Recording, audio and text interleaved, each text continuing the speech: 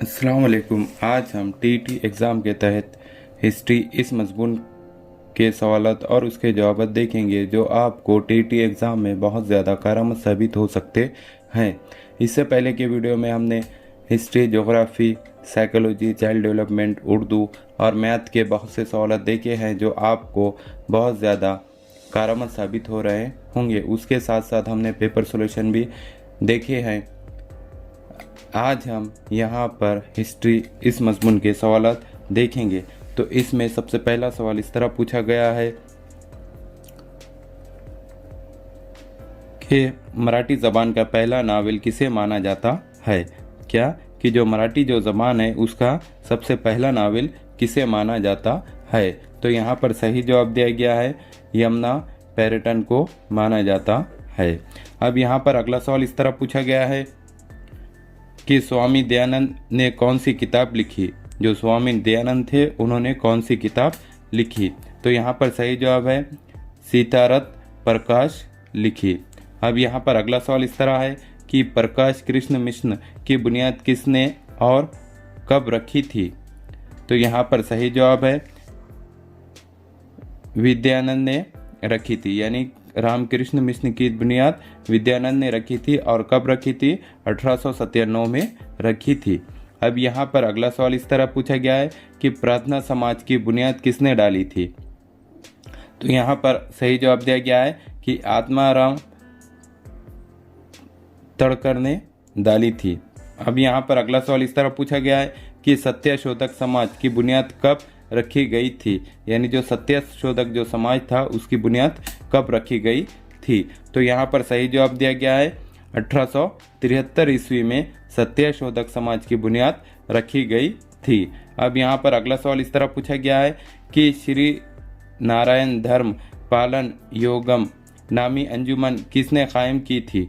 तो यहाँ पर सही जवाब दिया गया है नारायण गुरु ने ये अंजुमन कायम की थी। अब यहाँ पर अगला सवाल इस तरह है कि सत्यशोधक समाज का तर्जुमान अखबार कौन सा था। जो सत्यशोधक जो समाज है उसका तर्जुमान का अखबार कौन सा था। तो यहाँ पर सही जवाब दिया गया है कि दीन बंधु। अब यहाँ पर अगला सवाल इस तरह पूछा गया है कि भारत में लड़कियों का पहला स्कूल कब शुरू हुआ था। किसका? लड़कियों का पहला स्कूल। तो यहाँ पर सही जवाब दिया गया है 1847 ईस्वी में लड़कियों का पहला स्कूल शुरू हुआ था। अब यहाँ पर अगला सवाल इस तरह पूछा गया है कि अंग्रेजों ने भारत में कारखाना शुरू करने की सबसे पहले किसे इजाज़त दी थी।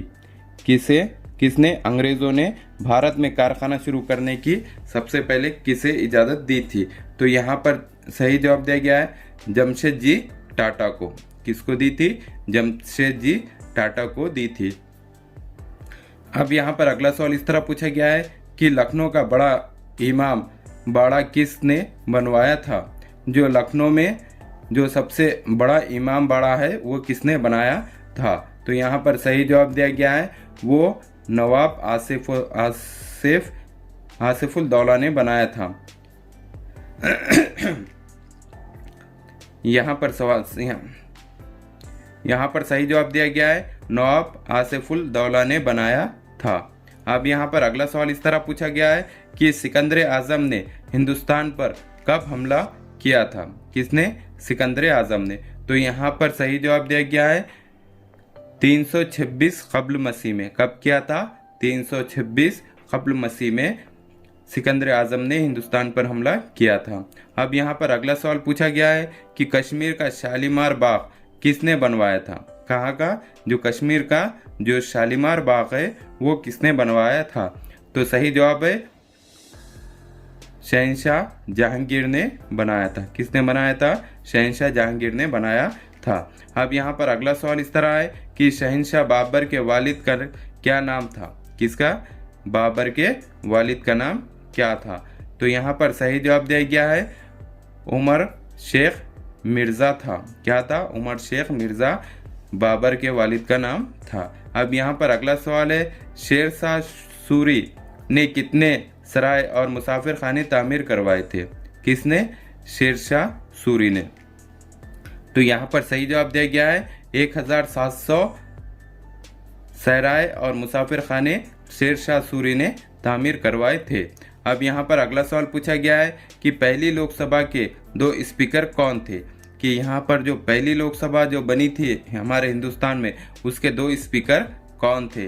तो यहाँ पर सही जवाब दिया गया है GV भलेंकर और MA लेंगर, ये 2 स्पीकर थे।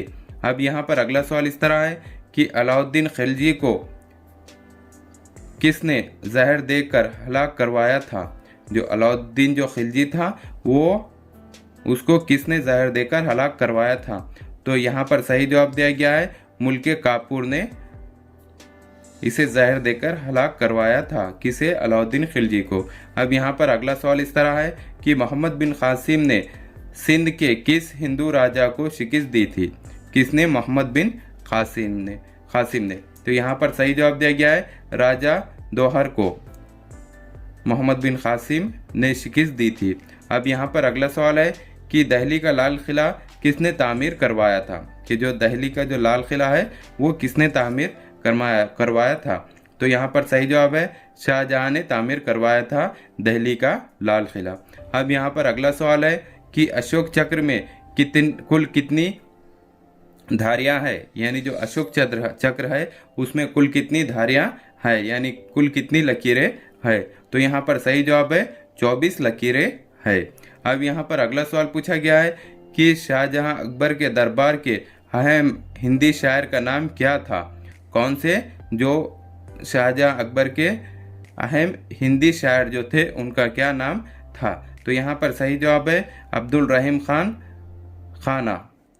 क्या नाम था? अब्दुल रहीम खान खाना था। अब यहाँ पर अगला सवाल है महमूद गजनवी ने हिंदुस्तान पर कितने हमले किए थे। किसने? महमूद जो गजनवी जो था उसने हिंदुस्तान पर कुल कितने हमले किए थे। तो यहाँ पर सही जवाब है कि टोटल 17 हमले किए थे। अब यहाँ पर अगला सवाल इस तरह है कि ऑस्ट्रेलिया किसने दरियाफ्त किया, कि यानी जो ऑस्ट्रेलिया की जो दरियाफ्त हुई वो किसने किया। तो यहाँ पर सही जवाब है जेम्स किक ने किया, यानी ऑस्ट्रेलिया की दरियाफ्त जेम्स किक ने किया।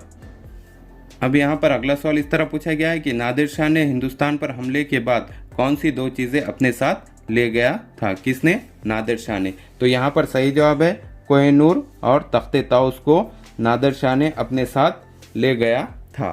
अब यहाँ पर अगला सवाल इस तरह है कि हिंदुस्तान और पाकिस्तान के बीच शिमला माहिदा कब हुआ था। हिंदुस्तान और पाकिस्तान के बीच शिमला माहिदा कब हुआ था। तो यहाँ पर सही जवाब है कि वो 1972 ईस्वी में हुआ था। अब यहाँ पर अगला सवाल है महाराणा प्रताप किस इलाके का राजपूत राजा था। कौन? महाराणा प्रताप। तो यहाँ पर सही जवाब है मेवाड़, यानी महाराणा प्रताप मेवाड़ के राजा थे। अब यहाँ पर अगला सवाल पूछा गया है कि गुजरात का शहर अहमदाबाद किस बादशाह ने बसाया था। तो यहाँ पर सही जवाब दिया गया है अहमदाबाद को अहमद शाह अव्वल ने बसाया था। अब यहाँ पर अगला सवाल है कि गौतम बुद्ध की बीवी का क्या नाम था, यानी जो गौतम बुद्ध है उनकी बीवी का क्या नाम है। तो यहाँ पर सही जवाब दिया गया है कि उनकी बीवी का नाम यशोधरा है। अब यहाँ पर अगला सवाल है कि तानसेन का असली नाम क्या था, यानी जो तानसेन था तो उसका असली नाम क्या था। तो यहाँ पर सही जवाब है रामातानो पांडे था। क्या था उसका? रामातानो पांडे था। अब यहाँ पर अगला सवाल पूछा गया है कि नेपोलियन बोनापार्ट ने मिस्र पर कब हमला किया था। किसने? नेपोलियन बोनापार्ट ने मिस्र पर कब हमला किया था। तो यहाँ पर सही जवाब है कि 1798 ईस्वी में उसने मिस्र पर हमला किया था। अब यहाँ पर अगला सवाल पूछा गया है कि मिस्र में हिजरी नक़ूश किसने दरियाफ्त किए, कि जो मिस्र में जो हिजरी नक़ूश जो मिले वो किसने दरियाफ्त किए। तो यहाँ पर सही जवाब है उसको रोस्टिया ने दरियाफ्त किया। अब यहाँ पर अगला सवाल पूछा गया है कि किस मुल्क को दरिया नील का तोहफा कहते हैं। तो मिस्र को दरिया नील का तोहफा कहते हैं। किसको कहते हैं? मिस्र को दरिया नील का तोहफा कहते हैं। अब यहाँ पर अगला सवाल है कि कदीम मिस्री लोग बादशाहों को क्या कहते थे, कि जो कदीम मिस्री लोग हैं वो बादशाहों को किस नाम से पुकारते थे या क्या कहते थे। तो वो उसको फ़िरौन कहते थे। क्या कहते थे? फिरौन कहते थे। अब यहाँ पर अगला सवाल है कि फिरौन को क्या कहा जाता था, यानी जो फिरौन होता था उसको क्या कहा जाता था? तो यहाँ पर सही जवाब है, उसको सूरज का देवता कहा जाता था। क्या कहते थे उसको? सूरज का देवता कहते थे। अब यहाँ पर अगला सवाल है कि दुनिया की पहली खातून हुक्मरान कौन थी? कि जो दुनिया की जो पहली हुक्मरान खातून थी यानी पूरी दुनिया की, तो वो कौन थी? तो यहाँ पर सही जवाब है, वो हाटशेपस्ट थी। अब यहाँ पर अगला सवाल है कि मिस्र की कदीम तहजीब में समाज के कितने तबके थे?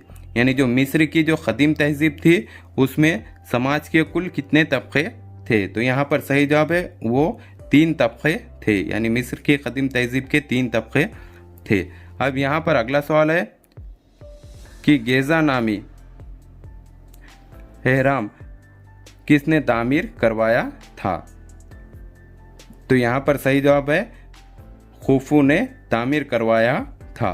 अब यहाँ पर अगला सवाल है कि गेज़ा नामी एहराम की चौड़ाई कितनी थी? यानी वो जो चौड़ा था एहराम, उसकी चौड़ाई कुल कितनी थी? तो यहाँ पर सही जवाब है, उसकी कुल चौड़ाई 693 मुरब्बा मीटर थी।